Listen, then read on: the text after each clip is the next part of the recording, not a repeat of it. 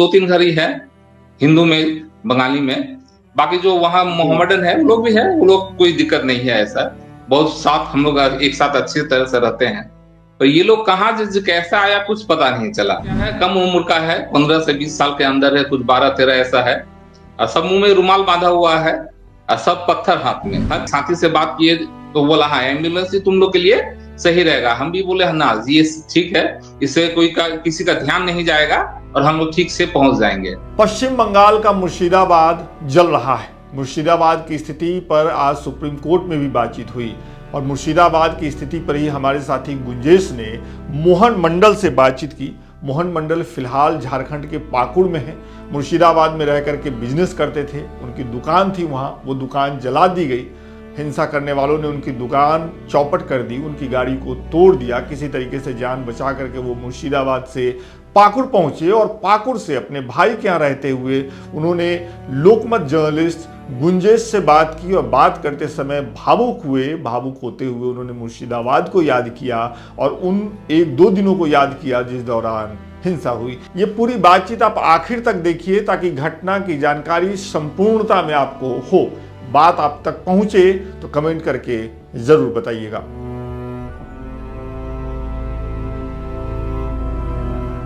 मोहन जी, हम शुरू से मैं जानता हूं कि यह बहुत ही पीड़ादायक है, लेकिन एक बार सबको पता चलना चाहिए कि कैसे शुरू हुआ, क्या हुआ।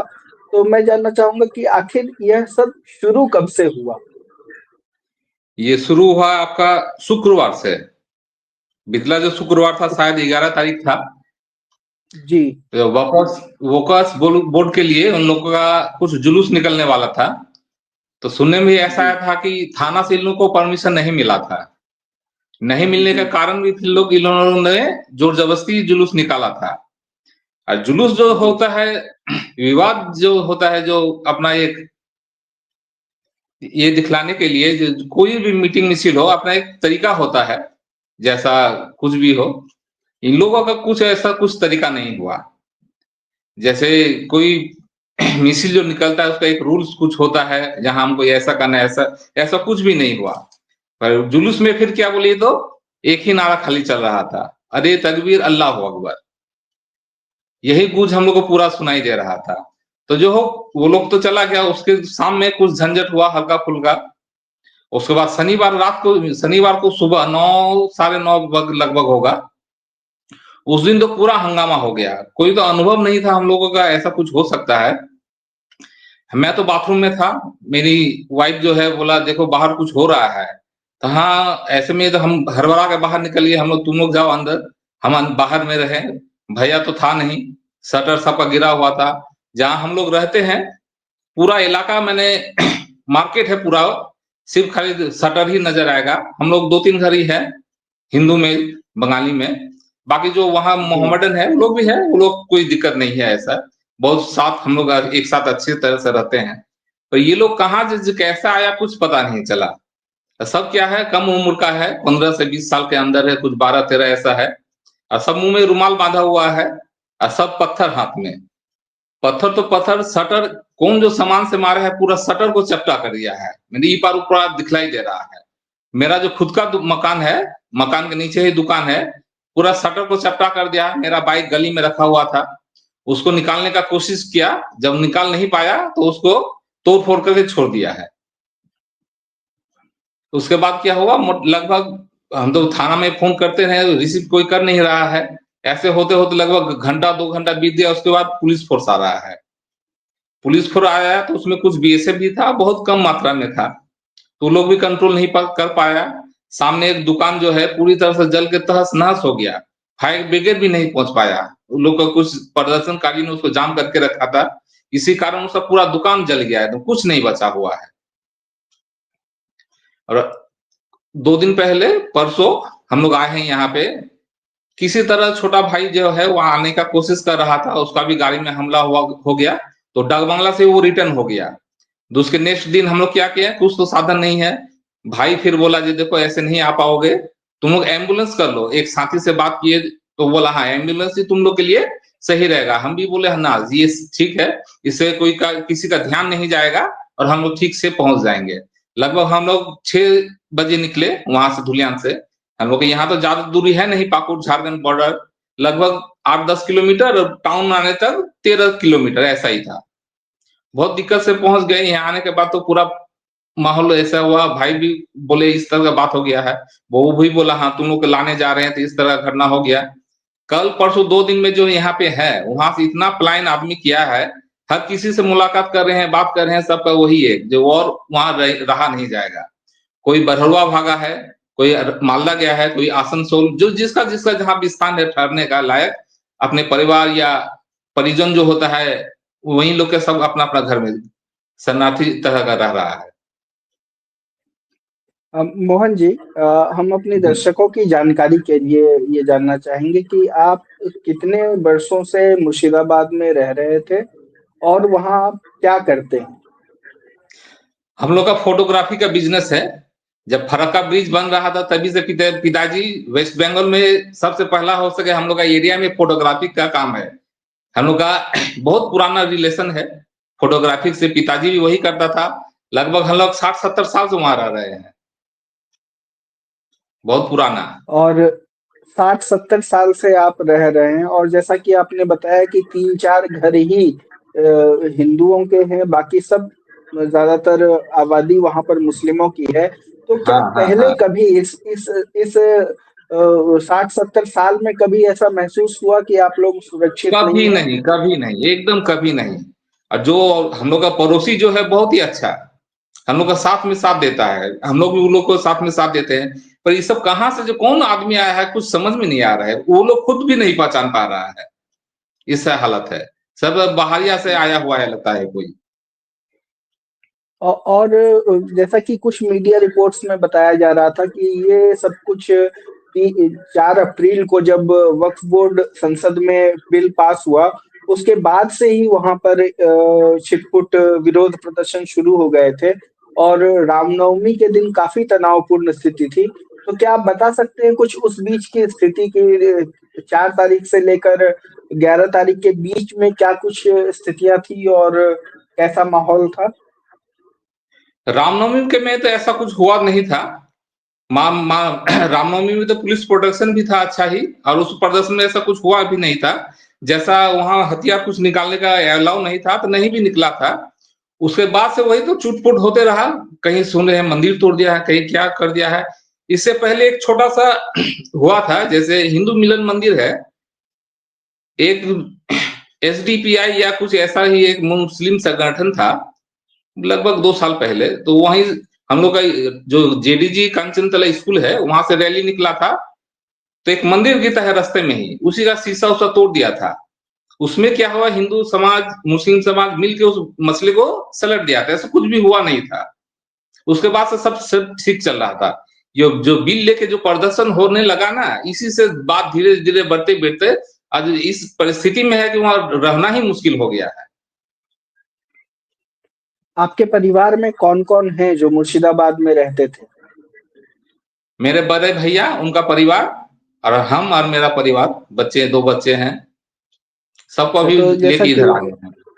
जैसा कि मेरी जानकारी में आपके बड़े भाई अभी वहीं हैं, मुर्शिदाबाद में ही हैं, या सब सारे लोग यहाँ आ गए? हाँ। सारे उनका लोग आ कहना है गए कि हैं। देखो, उनका कहना है देखो खाली घर में अगर है तो कोई क्या कुछ कर दे इसका ही डर से वो लोग बोलते हैं हम रह ठहरते हैं, तुम लोग जाओ, तुम्हारा छोटा बच्चा है, तुमको ज्यादा दिक्कत होगा, फिर पोजीशन देखते हैं कैसा क्या होता है।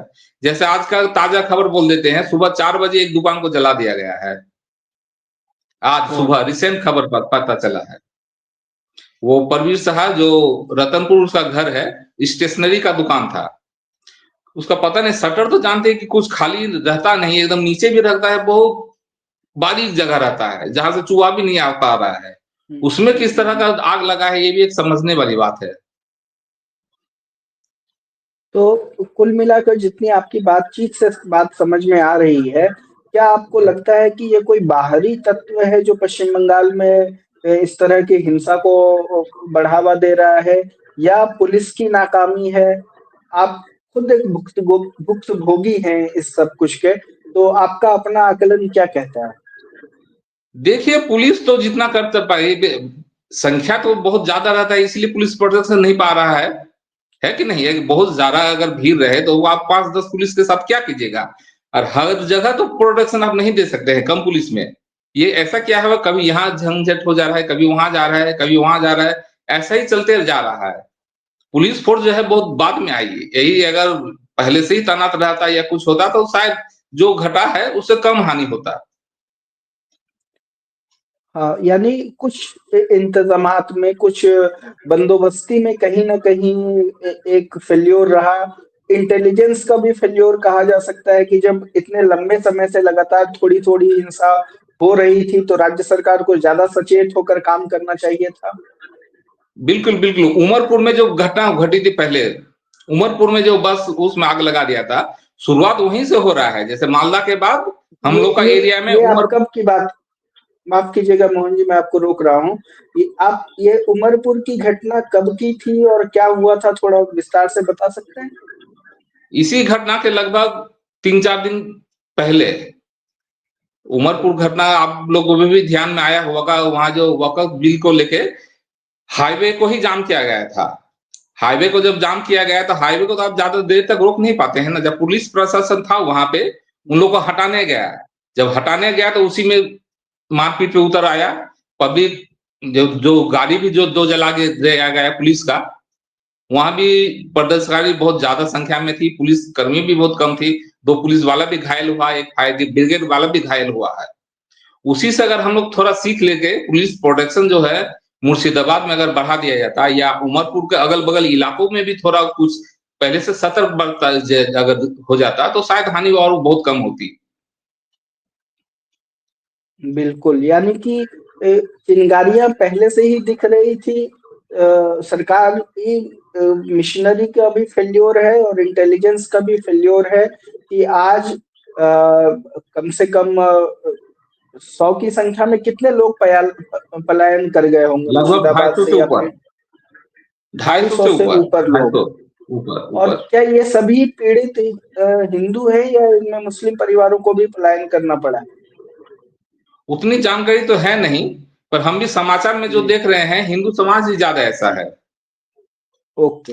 जैसे जैसे बिल्कुल। धुलियान तो गंगा के ही बगल में है। जाफराबाद जो जगह है हम्म, वो आप लोग भी सुने होंगे, जहाँ पे 2 मर्डर हो गया, 2 लड़का और पुत्र एक दोनों बेटे, को काट दिया गया था। हाँ, पिता और उस जगह को क्या बिल्कुल। बोले तो अल्पसंख्यक हिंदू बहुत कम है, और वो लोग वहीं से क्या हुआ, वो लोग मालदा की तरफ रुक कर गया, जबकि वो लोग निकल नहीं पा रहा था। इसलिए नाव के सहारे से, बहुत डिस्टेंस बहुत कम है, इसीलिए लोग नाव के सहारे से मालदा डिस्ट्रिक्ट में गया है। एवं कुछ स्कूल में वो लोग के लिए रहने का व्यवस्था किया गया है।